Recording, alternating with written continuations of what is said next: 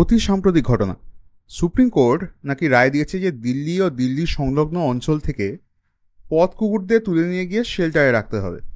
কিন্তু তাতে পশুপ্রেমীদের, কিংবা বলা ভালো যে কুকুর নামক পোষ্যর প্রতি দুর্বলতা যাদের আছে, তারা ফেসবুক এবং রাস্তাঘাটে গর্জে উঠছে বা উঠেছে।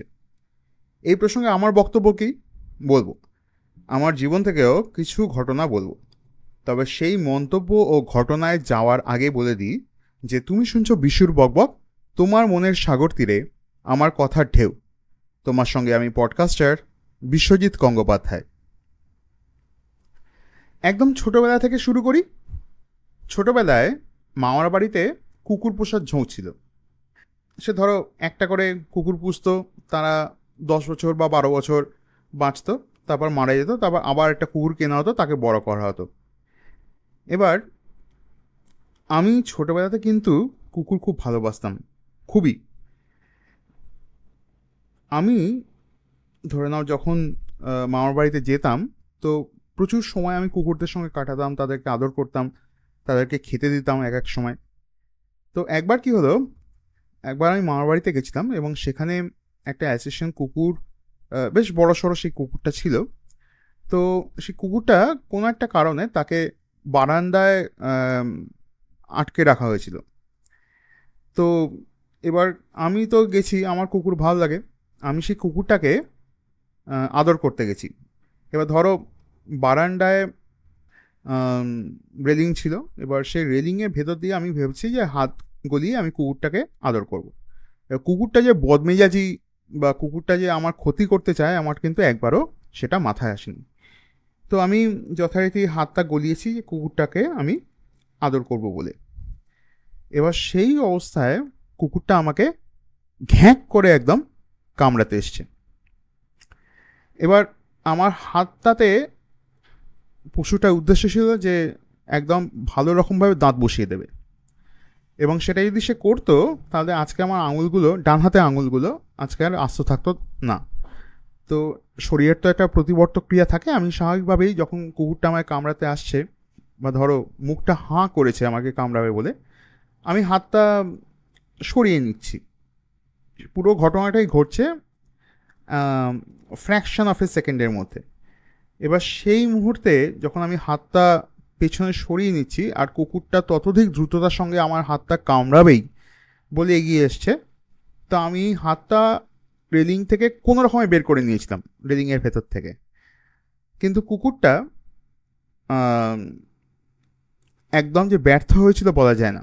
কুকুরটা আমার পাঞ্জাবির যে হাতাটুকু ঝুলছিল, সেই হাতাটুকুর অংশটা কামড়ে ধরেছিল এবং মুহূর্তের মধ্যে আমার পাঞ্জাবিটা ফালা ফালা হয়ে গেল। তো এটা ছিল আমার জীবনের প্রথম ভীতিকর ঘটনা। এর আগেও কিছু ক্ষেত্রে কুকুর আমাকে কামড়াতে এসেছিলো, ওই মামার বাড়ির কুকুর, কিন্তু তারা অল্প একটু ঘেউ ঘেউ করে ছেড়ে দিয়েছিল, ফলে আমার অতটা ভয় লাগেনি। কিন্তু এই প্রথমবার আমি কুকুরের মুখের ভেতরে দাঁতগুলো দেখলাম, যেটা আমার শরীরের মাংস বা আমার শরীরের হাড়ের ওপর কামড় বসানোর জন্য একদম উদ্যত। এবং তারপরে সেই কুকুরটা যখন ব্যর্থ হলো, আমি যখন আমার হাতটা বাইরে বের করে নিতে সক্ষম হয়েছিলাম, সে তার কি ঘেউ ঘেউ যেন শিকার ফসকে গেল। তো সেই ঘটনার পর থেকে আমি মামার বাড়ির কুকুর থেকে একটুখানি দূরেই থাকতাম। এবং তারপর কেটে গেছে বহু বছর, বলা যায় যে কয়েক দশক কেটে গেছে। এবার আমি আরও বড় হয়েছি, আমি চাকরি করতে ব্যাঙ্গালোরে গেছি। তো ব্যাঙ্গালোরে যেখানে থাকতাম সেটা ছিল চার্চের একটা খুব ভালো চার্চ ছিল, অফিসের কাছাকাছি একটা চার্চ ছিল, সেই চার্চের পাশে একটা সরু গলি ছিল। সেই গলির একদম শেষ বাড়িটায় আমি ভাড়া থাকতাম। এবং সেই যে গলিটা ছিল, সরু গলিতে বেশ কিছু মানুষজন যারা বাস করতেন, তাদের পোষা কুকুর ছিল, আবার বেশ কিছু পথ কুকুর ছিল। তোমরা জানো যে, মানে তোমরা খেয়াল করে দেখতে পারো যে যেসব কুকুর, রাস্তা কুকুররা বেশি থাকে কিন্তু মেন রাস্তায় কম থাকে, তারা কিন্তু ওই সব গলি ঘুঁজি এসবের ভেতরে বেশি করে ঘোরাফেরা করে। তো এবার একটা বিশেষ ঘটনার কথায় আসবো।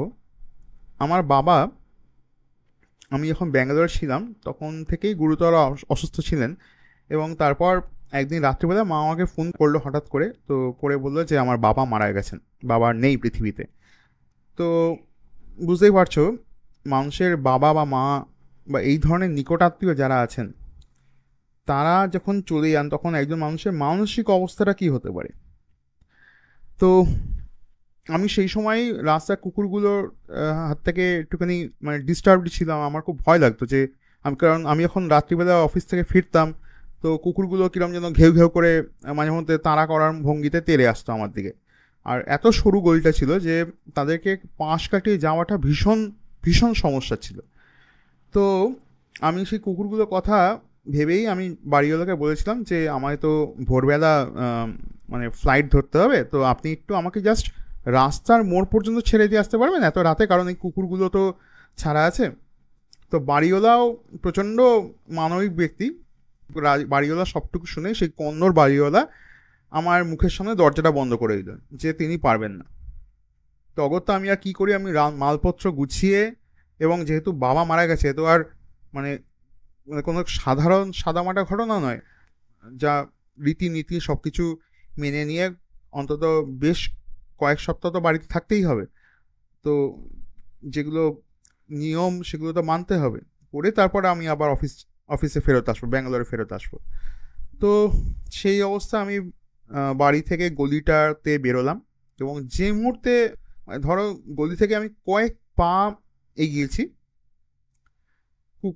তিনটে কুকুর, আমি এখনো কোনোদিনও ভুলবো না সেই রাতের কথা, কুকুরগুলো ঘেউ ঘেউ করে আমার দিকে তেড়ে এলো, এবং তারা কিছুতেই আমাকে এগোতে দেবে না, শুধু নয় তারা আমাকে কামড়ে ছিঁড়ে ফেলবে, এই হচ্ছে তাদের আসল মানসিকতা। তো যারা কুকুর প্রেমী আছেন আমি তাদেরকে বলতে চাই যে ধরুন আপনার যদি বাবা মা যদি মারা যান, ভগবান করির জন্য কখনো না হয়, কিন্তু ধরুন যদি মারা যায়, সেই সময় যদি আপনি রাত্রিবেলা এরকমভাবে বেরোন কোনো একটা কারণে, এবং সেই সময় যদি কুকুর বা কোনো খারাপ লোক বা কেউ যদি আপনাকে যদি এরকমভাবে ঘিরে ধরে, তখন আপনার অবস্থাটা কী হবে? আপনি এমনিতেই মানসিকভাবে ভেঙে পড়েছেন, আপনি আপনার দুর্বলতম মুহূর্তগুলোর মধ্যে একটাতে রয়েছেন জীবনের। তো সেই অবস্থায় আপনাকে যদি তিনটে ভয়ানক তাগড়াই কুকুর যদি ঘিরে ধরে, আপনি কি করবেন?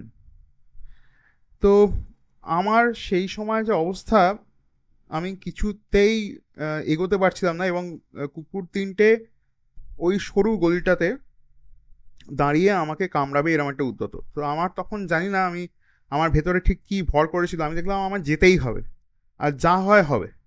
আমি কুকুর তিনটের দিকে চোখ রেখে আস্তে আস্তে এই এই এই করতে করতে, চিৎকার করতে করতে এগোতে লাগলাম। তো কুকুর তিনটে প্রথমে ভেবেছিল বোধহয় ওদের ওই গর্জনের প্রভাবে আমি হয়তো পিছু ঘটবো, কিন্তু ওরা যখন দেখলো যে আমি এগোচ্ছি, তখন ওরা একটু একটু করে এগোচ্ছে, যেন কামড়ে দেবে যে কোনো মুহূর্তে এগিয়ে এসে, আবার একটু পিছোচ্ছে। আর আমি সমানে চেঁচিয়ে যাচ্ছি এই করে, আবার দৌড়তে পারছি না একই সঙ্গে, কারণ আমি জানতাম যে দৌড়লে কিন্তু কুকুর ঠিক তাড়া করবেই, মানে আমি দৌড়লে ওরা দৌড়বে, এবং ওদের সঙ্গে আমি দৌড়ে পারবো না, এটা খুব স্বাভাবিক ব্যাপার, কুকুর মানুষের থেকে অনেক বেশি জোরে দৌড়বে স্বাভাবিক মত অনুসারে। তো সুতরাং আমি একটু একটু করে হাঁটছি এবং এই করছি, এবং প্রত্যেকটা মুহূর্ত মানে প্রত্যেকটা সেকেন্ড মনে হচ্ছে যেন অনন্ত, মনে হচ্ছে যে কোনো মুহূর্তে যা কিছু ঘটে যেতে পারে, ওরা এসে আমাকে কামড়াবে। এবং আমি এটাও ভাবছিলাম যে একটা কুকুর হলে না হয় পিঠের ব্যাগটা দিয়ে তাকে কোনোভাবে আঘাত করার চেষ্টা করা যেত, কিন্তু তিনটে বড়সড় কুকুর, আমি কী করে দিয়ে তাদের থেকে বাঁচবো আমি জানি না। তো আমি সমানে আই করতে করতে এগোচ্ছিলাম, এবং যখন দেখলাম যে একটা বড় কুকুর রীতিমতো কাছে এসে গেছে, আমার প্যান্টে হয়তো কামড়ে দেবে, তখন আমি বাধ্য হয়ে পিঠের ব্যাগটা, ওই ভারী ব্যাগটা নিয়ে, যার ভেতরে আমার ল্যাপটপ মোবাইল থেকে শুরু করে সব কিছু আমি ব্যাগে ভরেছিলাম, ওটাকে কোনো রকমে সেফ গার্ডের জন্য ওর কাছে নামিয়ে এলাম, যাতে আমার পাটা বা আমার হাতগুলো বা আমার শরীরের অংশগুলো যেন তাদের থেকে যেন রক্ষা পায়। তো এইরকম করতে করতে আমার অশেষ সৌভাগ্য যে আমি আস্তে আস্তে রাস্তার মোড়ে এলাম, এবং যতটা যে মুহূর্তে রাস্তার মোড়ের প্রায় কাছাকাছি এসে গেছি, দুটো কুকুর পেছন দিকে সরে গেল, ওটা বোধহয় ওদের এলাকা ছিল, ওই গলির ওই অংশটুকু, ওরা পিছনে চলে গেল।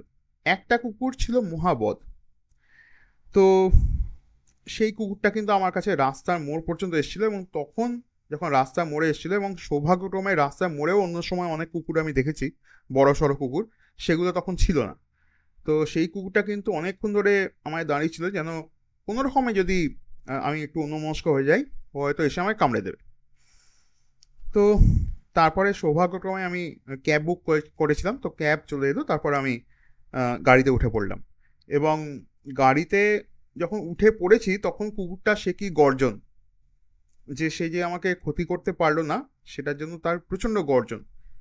তো এরপরে একটা অংশ গল্পের আছে, আমি আমার বাবার শ্রাদ্ধ শান্তি করে যখন ফিরে এসেছিলাম, ওই কুকুরটা ছিল, আমি কুকুরটাকে ক্ষমা করে দিয়েছিলাম। আমি কুকুরটাকে রোজ যখন অফিসে বেরোতাম ওকে আমি বিস্কুট দিতাম, তো কুকুরটা বিস্কুট খেত এবং তারপরে কিন্তু আর ঘেউ ঘেউ করতো না। এবার ব্যাপারটা আমি দিতাম, সত্যি কথাই বলছি, আমার খুব খারাপ লাগতো দিতে, কারণ ও আমার বাবার মৃত্যুর রাতে যা করেছিল তার জন্য তো আমি কখনো তাকে ক্ষমা করতে পারবো না। কিন্তু সব কিছুরই শেষ থাকে। আমি ব্যাঙ্গালোরে থাকাকালীনই এক সময় থেকে এই কুকুরটাকে আর দেখতাম না, আমি বুঝেছিলাম যে কুকুরটা মারা গেছে। যাই হোক, এটা একটা জীবনের অন্যতম খারাপ অভিজ্ঞতার ঘটনা আমি বললাম। এবার আম, আমি একদম বর্তমান সময়ে চলে আসি। আমার যে পাড়া আর কি, শ্রীভূমি, সেখানে বহু ব্যক্তি কুকুর পোষেন এবং তাছাড়া তো পথ কুকুর রয়েছে। এবং যারা কুকুর পোষেন তারা রীতিমতো তাদের কুকুরটিকে নিয়ে ঘুরতে বেরোন প্রত্যেক প্রায় সন্ধ্যাবেলায়। এবং এ পর্যন্ত শুনে তোমার মনে হতে পারে যে এটা তো খুব স্বাভাবিক ব্যাপার। তো এবার বলছি শোনো, এরা যারা কুকুর নিয়ে এরকম ফুটপাথ জুড়ে হাঁটে, তো এদের সামনে যদি পড়ো তুমি, তুমি খেয়াল করে দেখবে যে এরা কিন্তু একদম জায়গা টায়গা ছাড়ে না। এদের কুকুর তো যথারীতি ক্ষমা পেয়ে যাবে, মানে মাফ প্রথম থেকেই, যে যেহেতু কুকুর তা সে তো অবলা প্রাণী, সে আর কি করে বুঝবে যে পথচারীকে, অন্য দিকের পথচারীকে জায়গা ছাড়তে হয়।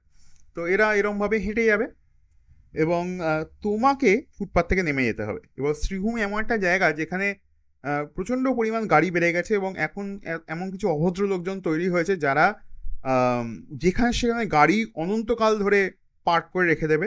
তাদেরকে বারবার মানে বললে তো শোনার না শোনার প্রশ্ন পড়ে, কেউ বলেও না। ফলে এরা রীতিমতো মানে রাস্তাগুলোকে এদের ব্যক্তিগত প্রপার্টি বলে মনে করে। এবং একই কথা যারা কুকুরের মালিক তাদের সম্বন্ধে বলা যায় যে এরা কুকুরগুলোকে, তাদের কুকুর এবং রাস্তা দুটোকে এদের নিজস্ব সম্পত্তি বলে মনে করে, যে এরা যেখান দিয়ে হাঁটবে তুমি তার উল্টো দিক থেকে আসতে পারবে না, তোমাকে সরে দাঁড়াতে হবে, এরা চলে যাবে সামনে দিয়ে। তো এটা হলো ব্যাপার। এবার এর একটা চরম পরিস্থিতি একবার হয়েছিল। একবার আমি শ্রীভূমিতে একটা মুদির দোকানে গেছি জিনিসপত্র কেনাকাটা করতে। এবার সব কিনে বাইরে যখন বেরোচ্ছি তখন দেখি দাঁড়িয়ে আছে এক ভীষণ দর্শন কুকুর এবং তার পেছনে তার নির্বিকার মালিক। এবার মুদি দোকানের ওই বেরোয়ার জায়গাটা এত সরু, এদিক ওদিক কিছু জিনিসপত্র রাখা আছে, ফলে জায়গাটা প্যাসেজটা শুরু হয়ে গেছে, আমি আর বেরোতে পারছি না। এবার যতবার আমি সেই কুকুরের মালিককে বলি আপনার কুকুরকে সরিয়ে নিন, কুকুরের মালিকের দাবি আছে না না ও তো নিরীহ, ও কাউকে কামড়ায় না, ও আপনাকে কামড়ায় না, আপনি চলে আসুন, আপনাকে কিচ্ছু করবে না। এবার আমি দেখছি যে আমাকে যেতে গেলে মানে বোধহয় একটা পা বোধহয় কুকুরের নাকের সাথে বোধহয় ঘষে বোধহয় পাটা এগোতে হবে। আর সে কুকুরটার মুখ চোখ দেখে আমার মনে হচ্ছে না যে সে খুব শান্ত কুকুর বা সে আমাকে কামড়াবে না।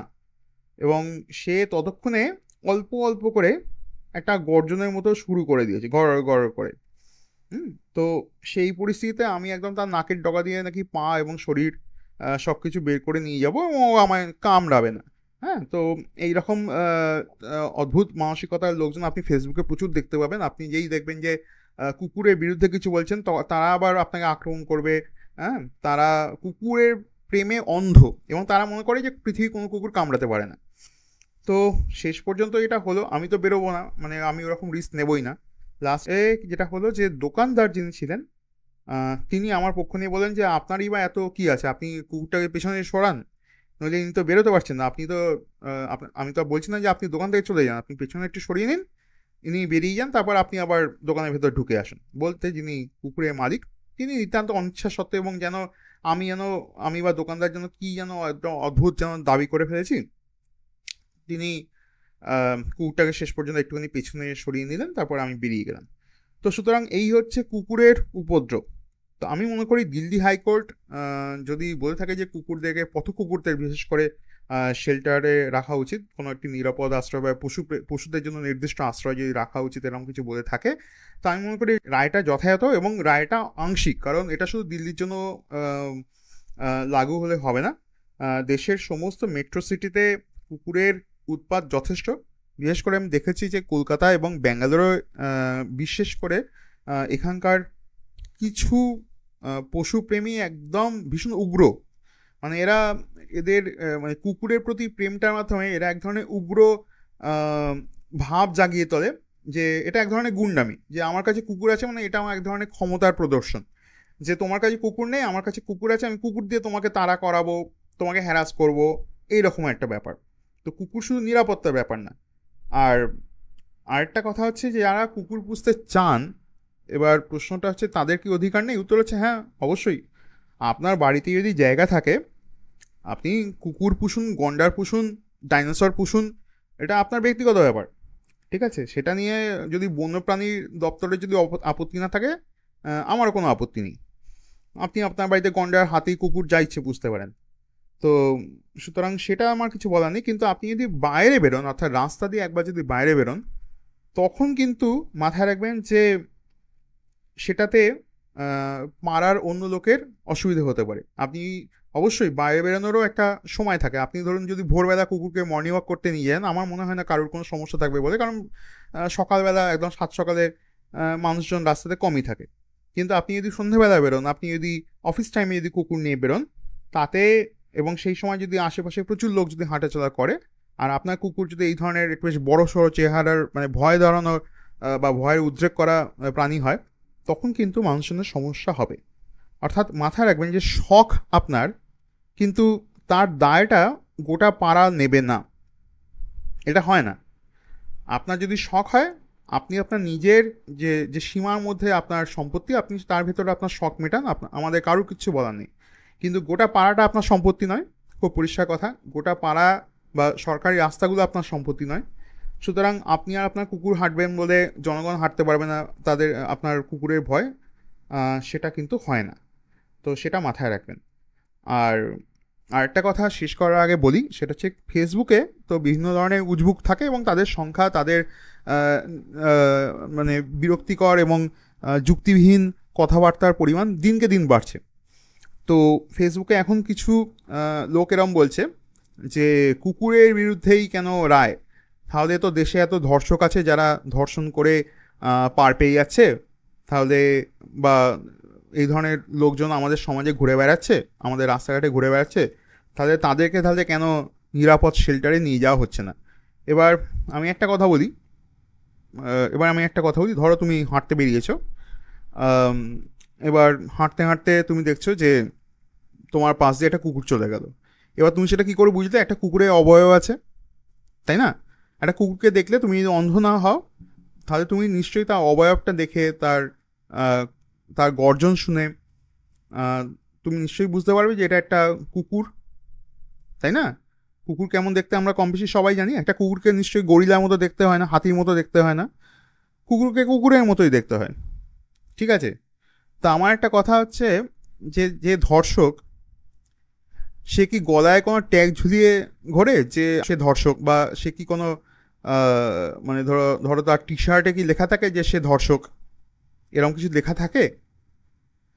তো যদি যদি থাকতো, কিংবা ধরে নাও একটা তর্কের খাতিরে যে যে ধরে নাও ধর্ষণ করে, যে ধরে নাও মলেস্ট করে, ধরে নাও ভগবান একটা অভিশাপ হয়তো দিলেন এরমভাবে যে ধর্ষণ করার পর তার দুটো শিং গজাবে, তার পেছন দিয়ে একটা ল্যাজ বেরোবে এবং তার গায়ের রঙটা কুচকুচে কালো হয়ে যাবে।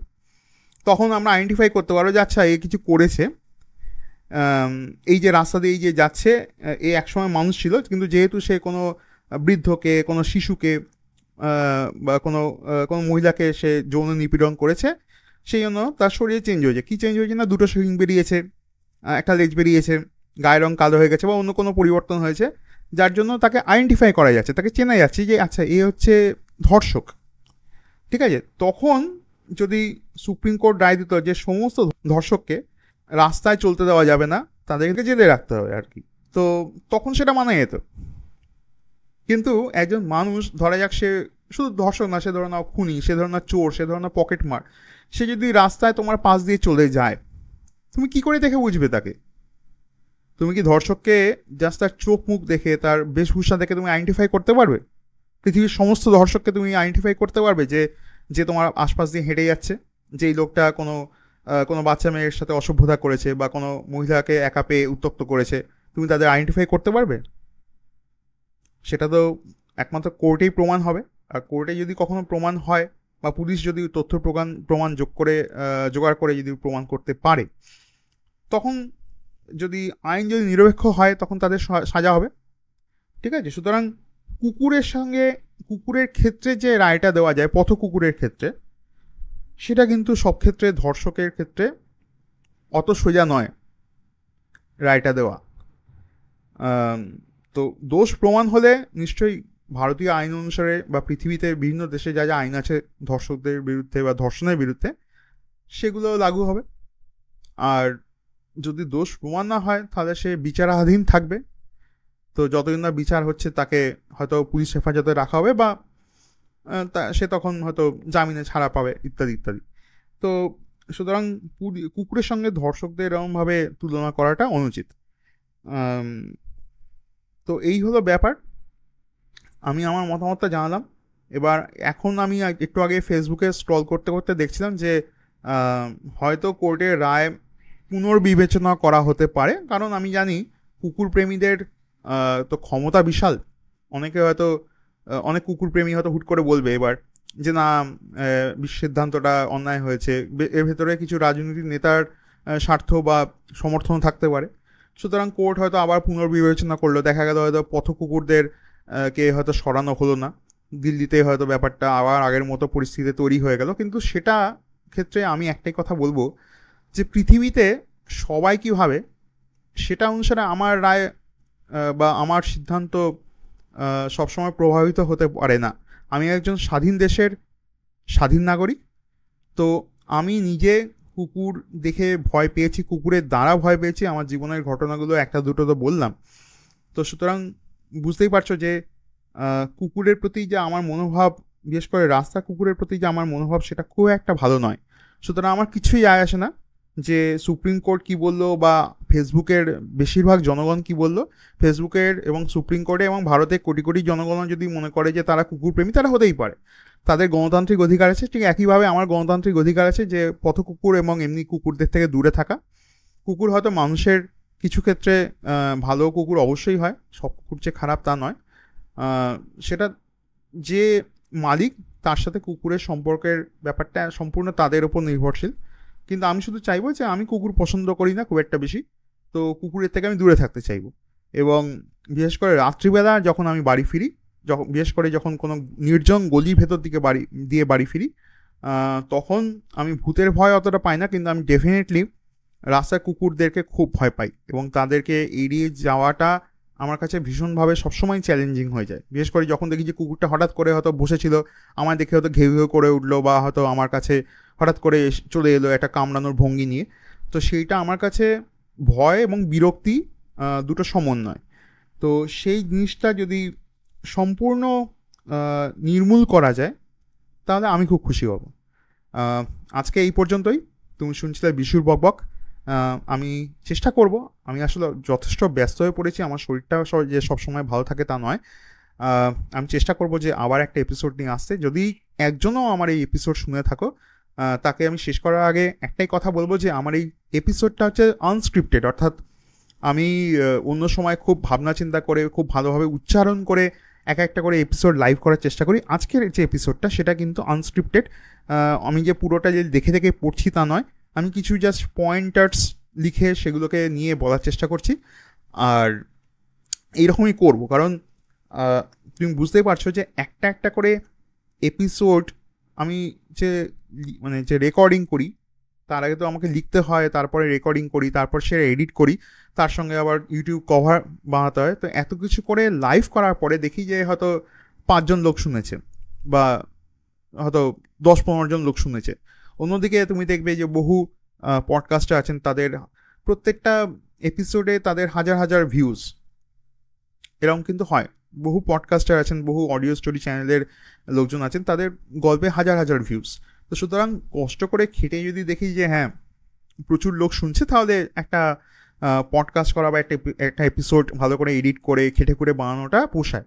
কিন্তু যদি দেখি যে অনেক কিছু করে একটা এপিসোড রেকর্ড করলাম এবং কেউ শোনার নেই, ওর কয়েকজন শুনেছে, কারা শুনেছে আমি জানি না, কোনো মন্তব্য নেই পডকাস্টে, তখন সেটা কিন্তু করতে খুব খারাপ লাগে। একটা নৈরাশ্য অবশ্যই ভর করে এবং মনে হয় যে না, এই শেষ, আর করবো না, কারণ কেউ তো শোনে না। তো সেই জন্যই কেউ শুনুক বা না শুনুক, তাহলে এই এপিসোডটা কেন আমি লাইভ করলাম, একটাই কারণে লাইভ করলাম। আমি কুকুর নিয়ে আমার এই বক্তব্যটাকে আমি চাইছি যে ইন্টারনেটে থেকে যাক, এবং এটাও এর মাধ্যমে এটা প্রকাশ করতে চেয়েছিলাম যে পৃথিবীতে সবাই হয়তো আমার পক্ষে থাকবে না, হয়তো বেশিরভাগ মানুষই বিরোধিতা করুক, তাদের গণতান্ত্রিক অধিকার আছে, কিন্তু আমি স্রোতের মধ্যে থেকেও আমি স্রোতের বিপরীতে যেতে পছন্দ করি, কারণ আমার কাছে যেটা সাদা মনে হয় আমি সেটাকে সাদা বলবো, যেটা কালো মনে হয় সেটাকে কালোই বলবো। তো পৃথিবী শুধু সবাই একটা কালো জিনিসকে যদি সাদা বলে, আমার মনে হয় যে এটা কালো জিনিস, সেটাকে সবাই সাদা বলছে, আমি সেটাকে সাদা বলবো না, কখনোই বলবো না।